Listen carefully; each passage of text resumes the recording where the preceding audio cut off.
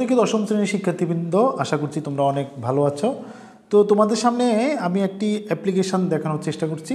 আমি মূলত তোমাদেরকে আজকে দুটি অ্যাপ্লিকেশন শেখাবো, যে দুটি অ্যাপ্লিকেশন স্ট্রাকচারটা ফলো করলে তুমি মোটামুটিভাবে যতগুলো অ্যাপ্লিকেশন আছে সবগুলো লিখতে পারবা।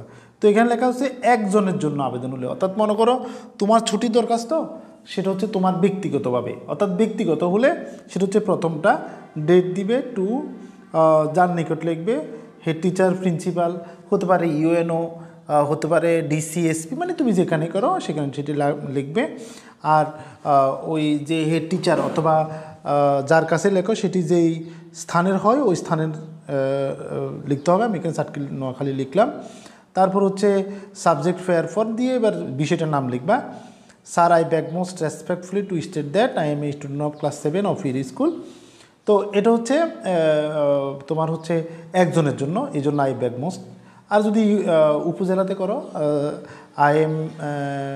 আই এম হচ্ছে ভিলেজার্স অথবা মিউনিসিপ্যালিটি এনিয়ান, তুমি যেটা লাগবে সেটা লিখবা।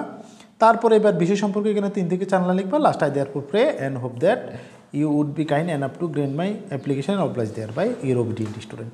সিম্পল। একইভাবে তুমি যদি অনেকের পক্ষে লেখো, মনে করো হচ্ছে মর্নিং স্কুল দরকার, সেট আপে কমন রুম দরকার, কম্পিউটার ক্লাব দরকার, তারপর হচ্ছে ড্যামেজ রোড রিপেয়ার করা দরকার ইত্যাদি যদি এরকম থাকে, তাহলে হচ্ছে এই নিয়মে লিখতে হবে date to the head teacher আগের মতোই, তবে শুধু এখানে আয়ের পরিবর্তে উই হবে, এবং এখানে হচ্ছে স্টুডেন্টের পরিবর্তে স্টুডেন্টস হবে, আর বাকিটা ঠিক আছে। এখানেও আয়ের পরিবর্তে উই হবে, আর বাকিগুলো ঠিক আছে। তবে এখানে ইউর ওবিডিয়েন্ট স্টুডেন্ট লেখার পর অন বিহাফ অফ, মানে পক্ষে, এটা লিখতে হবে। পক্ষে লিখে তোমার নাম, এইটুকু ডিফারেন্স। তো আশা করছি তোমরা এই দুইটি জিনিস বুঝতে পারছো। এই দুইটি জিনিস প্রয়োগ করে যত অ্যাপ্লিকেশান আছে সকল অ্যাপ্লিকেশান তুমি লিখতে পারো। তোমাদেরকে ধন্যবাদ।